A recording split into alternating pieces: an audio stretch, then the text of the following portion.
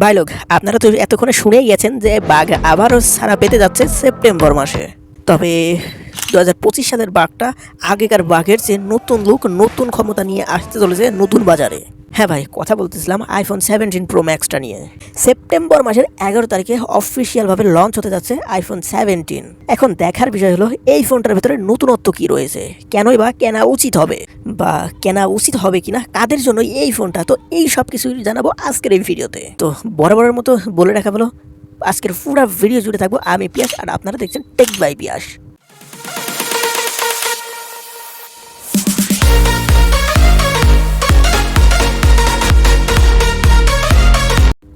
তো সর্বপ্রথম এর নতুনত্বের দিকে আসলেই আপনারা বুঝতে পারবেন বিশাল পরিবর্তন এর ডিজাইনে। যেখানে এর আগের সিরিজে ছিল ক্যামেরা, ফ্ল্যাশ সবগুলো এক সাইডে একসাথে, কিন্তু এখন আইফোন ব্র্যান্ড সব কিছু আলাদা আলাদা করে ফেলেছে। মানে 3টা ক্যামেরা একদিকে থাকছে এবং একটি ক্যামেরা, একটি ফ্ল্যাশ অন্যদিকে রয়েছে। এবং আমি যতটুকু জানতে পেরেছি বডি ফ্রেম সব একই টাইপের রয়েছে এবং বিল্ড কোয়ালিটি সব একই, যেহেতু আইফোনের বিল্ড কোয়ালিটি নিয়ে কোনো রকম কমপ্লেন করার সুযোগ আজ পর্যন্ত কারো হয়নি। এবং গরমের হাত থেকে কুলিং সিস্টেম অনেক ভালোভাবে আপডেট করা হয়েছে। ফোনটা গরম হলেও ঠান্ডা হতে খুব একটা বেশি টাইম লাগবে না। এবং ফোনটাও বর্তমানে একটু বড়সড় হতে চলেছে। তো এক্সাক্ট কত হবে, কত ইঞ্চির হবে সেটা কিন্তু এখনও জানা যায়নি, বাট XDR OLED প্যানেল থাকবে এই ডিসপ্লের মধ্যে। এখন কথা বলা যাক আমাদের সব থেকে ডিমান্ডিং বিষয় এর ক্যামেরা নিয়ে। এর ব্যাক সাইডে পেয়ে যাবেন তিনটা ক্যামেরা, যার প্রত্যেকটাই 48 মেগাপিক্সেল করে, এবং ফ্রন্ট রেসিং ক্যামেরা 20 মেগাপিক্সেল। যেহেতু এখনও ফোনটা হাতে পাইনি, সেহেতু এর ক্যামেরা নিয়ে খুব বেশি একটা ডিপসে যেতে পারছি না এবং কিছু ফটো কিন্তু আপনাদেরকে দেখাতে পারছি না।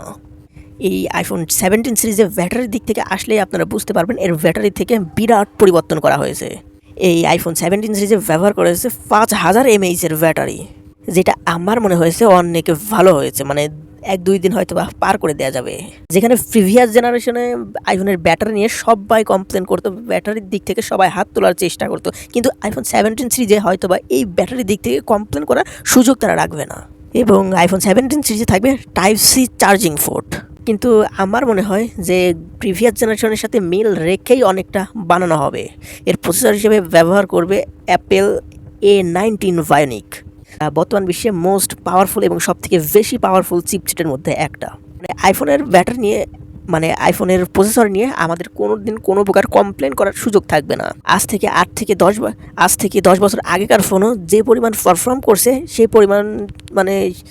সেই পরিমাণ পারফরমেন্স কোনো আজ থেকে 2 বছর আগের অ্যান্ড্রয়েড ফোনও আমার মনে হয় না যে প্রোভাইড করতে পারবে।